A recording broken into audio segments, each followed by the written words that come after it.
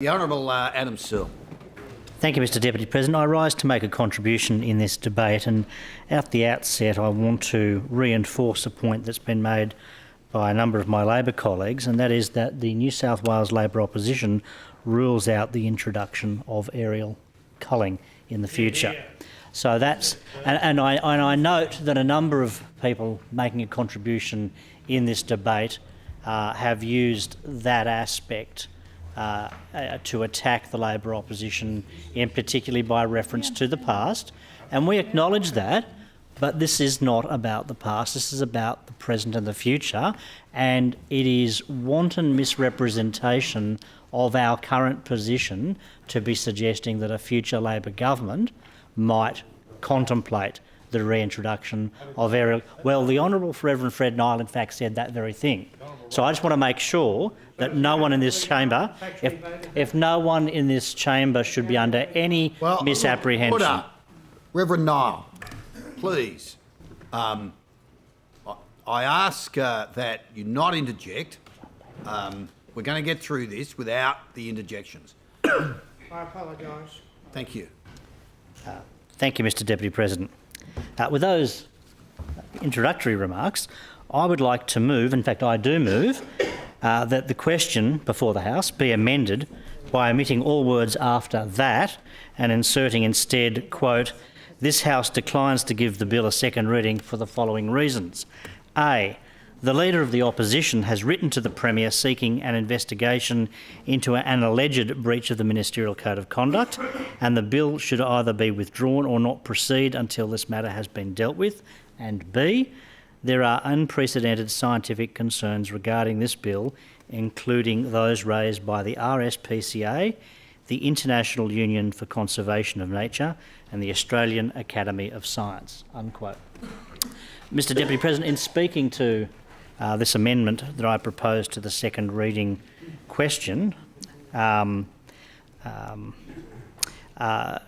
make good the first point about why the passage of this bill should be paused until the investigation proposed by the Leader of the Opposition, there is no better way to deal with the matter than to quote from the letter sent by the Leader of the Opposition, Mr Luke Foley MP, to the Premier. He writes to the Premier to seek an investigation into concerns that the Ministerial Code of Conduct may have been breached by the Deputy Premier and Member for Monaro, the Honourable John Barilaro MP. And his letter says this: "The Ministerial Code of Conduct was introduced in 2014 and is prescribed as an applicable code within the Independent Commission Against Corruption Act 1988. The preamble to the code states that it is essential for the maintenance of public confidence in the integrity of government that ministers exhibit and be seen to exhibit the highest standards of probity in the exercise of their offices, and that they pursue and be seen to pursue the best interests of the people of New South Wales to the exclusion of any other interest. There are reasons to be concerned that the Deputy Premier's actions in relation to the development and introduction of the Kosciuszko Wild Horse Heritage Bill are in breach of the Ministerial Code of Conduct. These are serious allegations and require a full investigation.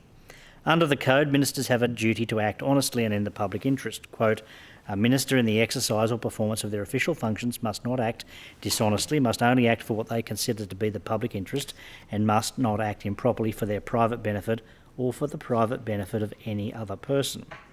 Ministers are required to carefully manage any conflicts. Specifically, the Code states, quote, "A conflict of interest arises in relation to a minister if there is a conflict between the public duty and the private interest of the minister in which the minister's private interest could objectively have the potential to influence the performance of their public duty," unquote. Ministers are also required to absent themselves from decision-making if such a conflict arises. Within the Code, there is also a section that applies to a ministerial discretion that encourages a minister to disclose and abstain when they have a substantial personal connection with a matter.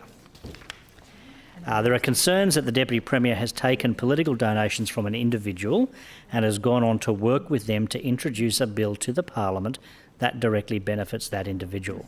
At no stage... I'm reading from the letter. It doesn't matter. I already won this point earlier in the night. The Honourable Peter Phillips. 91.3, Mr Deputy President, in relation to imputations against others. It was ruled earlier in this evening by one of your predecessors when the Honourable Penny Sharp attempted to do the same thing, namely under the guise of reading out a letter, made a Yes, series look, of... I watched that. There might be a difference in the exercise, so I'm going to ask for advice from the clerk in the light of the amendment that the Honourable Adam Searle has moved to second reading motion. That's what I was going to make. That's what I was going to say.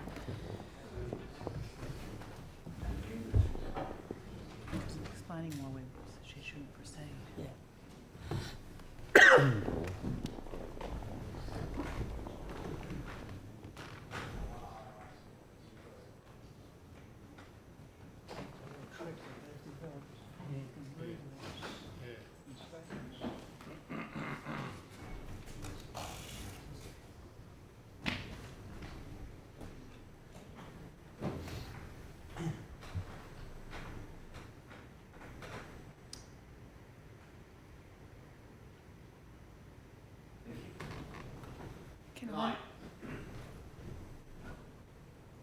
Can I note that the member has moved an amendment to the motion?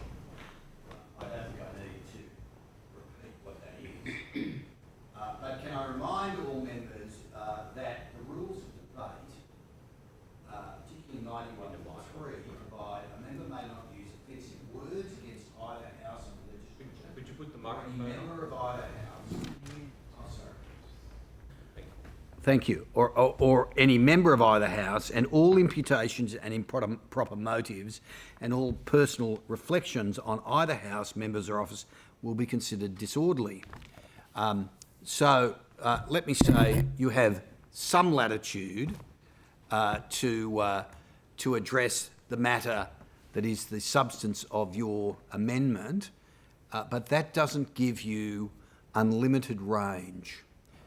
So I'm not going to uphold the point of order, but I encourage a degree of caution. Because I'm sure Dr. Peter Phelps will be keeping a very close ear on what you next say.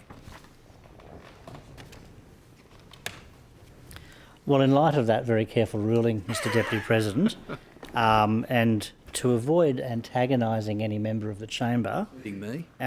any member of the chamber,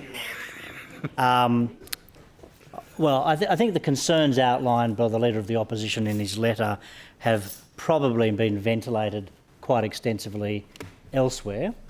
What I do want to note is that, and I don't think this transgresses the ruling, and if it does, no doubt somebody will pull me up, that Mr Barilaro has, or the Deputy Premier has publicly stated that Mr Cochrane has been involved in the drafting of the bill that is before the House today, and that Mr Cochrane himself has stated that he and his solicitor were intimately involved in the drafting of the legislation. Given, and I return to quoting from Mr Foley's letter to the Premier, given that this bill overturns specific advice given to government in the form of the draft Wild Horse Management Plan and makes a significant change that overrides the National Parks and Wildlife Act, it is important that the public is assured that the actions of Mr Barilaro have not breached the Ministerial Code. Until a full investigation into these matters has been completed, it would be appropriate to suspend the Parliament's consideration of the bill. Yours sincerely, Luke Foley, MP Leader of the Opposition. So the reason for reading that out at some length is to make good the grounds in the first part of my motion to amend the second reading question, that there be an investigation into this matter and into the allegations that the Deputy Premier has breached the Ministerial Code of Conduct, and accordingly the bill at this point should be withdrawn or not proceed until that matter has been dealt with. I will leave that matter there. In relation to the second part of my amendment about there being unprecedented scientific concerns regarding the legislation, previous speakers, the Honourable Penny Sharp and the Honourable John Graham, have elaborated on those points. And I believe the Honourable Penny Sharp has in fact sought leave and in fact did table in this place a letter from the Australian Academy of Science dated 1 June 2018 and also one from the International Union for Conservation of Nature dated 4 June 2018. Just briefly, the points made by the Academy of Science include that the Heritage Bill places a priority on a single invasive species over many native species and ecosystems, some of which are found nowhere else in the world. And it's incompatible with the principles that underpins Australia's world-leading protected area system and with our commitments as a signatory to the Convention on Biological Diversity. Leading research on the impacts of feral horses, locally and from around the world, provides clear scientific evidence of environmental damage done by this particular invasive species. And that research has led the Academy to expect substantial negative impacts on species and ecosystems within the park arising from the passage of this legislation. This bill, in summary, risks the removal of established management zones, catchment protection and environmental planning provisions as defined in the Plan of Management. And the Academy of Science makes the point that the Wild Horse Community Advisory Panel to be established does not require any representation by persons with scientific qualifications in areas associated with the conservation of nature or cultural heritage. So those are very substantial concerns.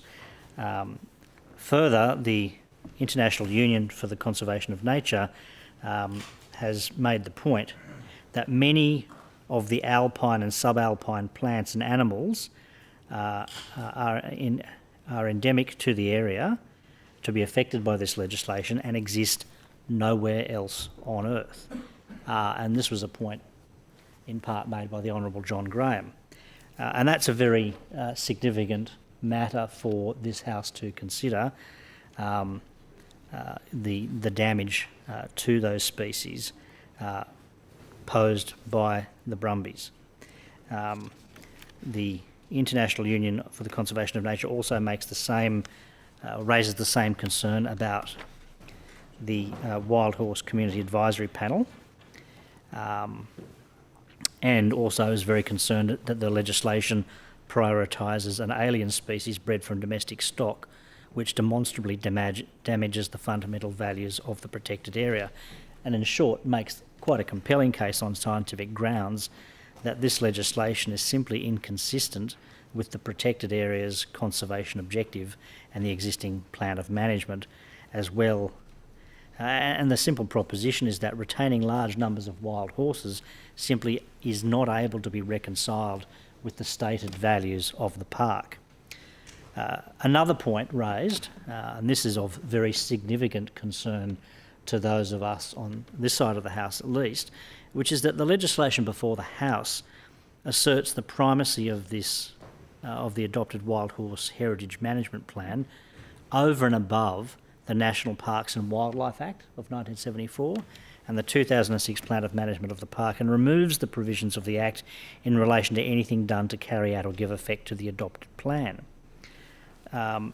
These are very far-reaching effects to the conservation values, to affected species and to ecosystems, which I'm not certain that every member of the House is fully aware of. And I think it is something that should weigh heavily on all of us when considering this legislation. The IUCN makes a very strong scientific basis for asserting that wild horses negatively affect the integrity of the park and the values for which it was established, and makes the case that the state government's own Threatened Species Scientific Committee has determined that feral horses in the park were, quote, a key threatening process affecting the integrity of the protected area, and recommended that wild horse numbers should be greatly reduced. Damage to the ecosystem, to biodiversity values of the national park that would arise from the passage of this legislation, in the view of these scientific bodies, is of such grave concern that they call upon the government not to support the legislation. And I find their concerns compelling, and that has moved me to move the amendment to the second reading vote with the two limbs as I have outlined.